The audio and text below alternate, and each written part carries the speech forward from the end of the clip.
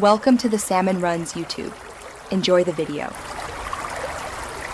You start by powering off the Poco X3 Pro and removing any case. This prevents accidental inputs and makes access simple.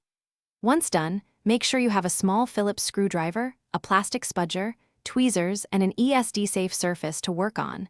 These protect the board. You'll also need the replacement volume button assembly or flex cable ready.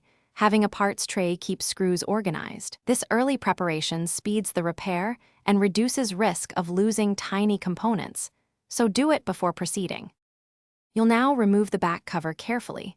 Apply heat at about 60 to 80 degrees Celsius to soften the adhesive, then pry with a plastic pick. Once open, unscrew the midframe screws and disconnect the battery to avoid shorts. Locate the volume button flex cable along the sideboard. It's usually anchored near the power button area. Gently lift the flex cable connector with a plastic spudger.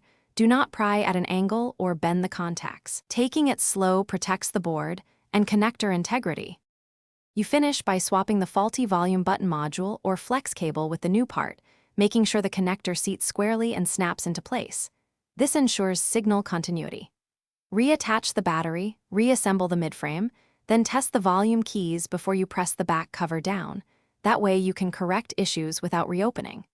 If keys remain unresponsive, recheck the flex connector and battery connection, inspect for debris or bent pins, and try a known good replacement flex before applying final adhesive. Thanks for watching. Consider subscribing if we helped you.